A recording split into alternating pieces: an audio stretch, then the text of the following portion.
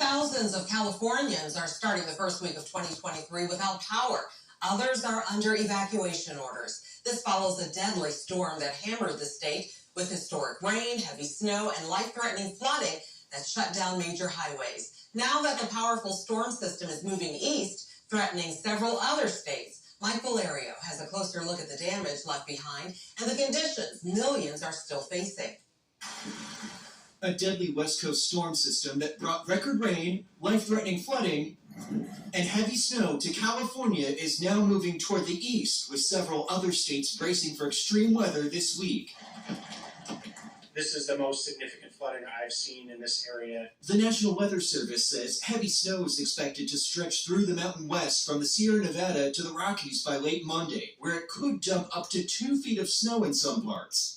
As of Sunday, more than 15 million people from the West Coast to Wisconsin were under winter weather alerts related to that storm system, with more than 100,000 customers without power in California and Nevada, according to poweroutage.us. In Northern California, at least 2 people have died and several others had to be rescued as flooding shut down major highways. By the time I got to where I could see, we had dropped off into the river area and the freeway was underwater. In Sacramento County, the Office of Emergency Services issued an evacuation warning Sunday to residents at risk because of flooding. Meantime, at higher elevations, heavy snow, causing dangerous driving conditions, and in Southern California, a very similar scene.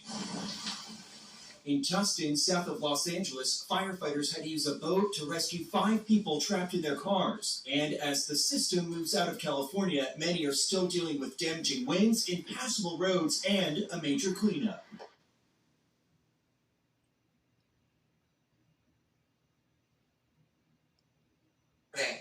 That was Mike Valerio reporting. The National Weather Service says the city of Oakland has had the wettest day on record Saturday, with nearly 5 inches of rain. That beats the previous record set in 1982. 5:18 now, it's 50 degrees. There's some fog out there. There's some rain showers out there as well. Absolutely. We're going to check in now with Storm Center 7 meteorologist Kirstie Zontini with another closer look. Good morning. That's right. Our morning impact today is going to come from the fog and the rain. So if you're heading out the door, the next couple of hours here is when the fog will be the worst for us. I expect it to improve after 9 a.m. And then the rest of the day is just kind of cloudy, but thankfully it'll be a warm afternoon. Let's take a look live outside for you this morning. This is part of our weather camera network in downtown Dayton, and you can see there's definitely some fog settling over the city right now. So that reduced visibility is going to be something you're running into. Temperature-wise this morning, we are off to a great head start. We're already well into the 40s. Our visibility across the Miami Valley, still struggling in places like Springfield and Bell Fountain. We've seen a little bit of improvement back up to 2 miles in Sydney, Eaton, as well as Oxford, right around 5 miles. But we still have that fog along parts of I-75 from Dayton up to Troy, and then in Greenville and up in Mercer County, it's been pretty foggy. So that's going to be our early morning impact. Your drive home from work today looks a lot easier. We'll have just a few spotty rain showers, but I don't expect it to cause a big problem. If your kids are still off school, maybe for their winter break, it's not going to feel like winter today. And they'll need a jacket with a hood if they're going to be outside this afternoon, because we do run that risk of a few more rain showers. Here's satellite radar. Shows we've had a band of showers lifting north. A little bit more activity starting to push back into the southern Miami Valley. And if we zoom in a little closer here, it is just a couple passing showers. Not too heavy, but enough to keep the roads wet. This is between West Liberty and Bell Fountain, and then down into Butler County there near Hamilton. There's a little bit more rain entering back into the Miami Valley.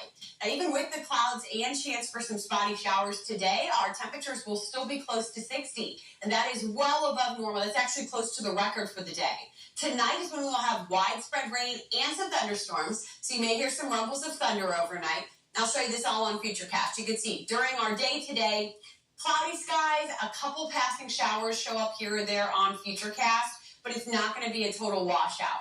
Tonight, it will be widespread rain and some thunderstorms that rumble through. Here's 6 a.m. Tuesday, widespread wet weather to deal with. At lunchtime, we're still pretty soggy, but after lunch, then the system pulls away, and we'll get back to some dry time for the second half of our Tuesday forecast. Wind today, not impressive. We have a little bit of a breeze that starts to get going tonight, but the stronger winds will come through overnight, and they'll be with us on Tuesday with wind gusts anywhere from 30 to 35 miles per hour for the morning and afternoon hours. Our rain totals go up over an inch in some spots as well, so thankfully this is a couple days of rain, Monday, Tuesday, and then the chance for a few showers Wednesday. So it's not going to come all at once, but it'll still be pretty wet roads that you'll have to drive through tomorrow morning, and then the rest of the day that rain starts to shut back down. Here's a look at our 7-day forecast.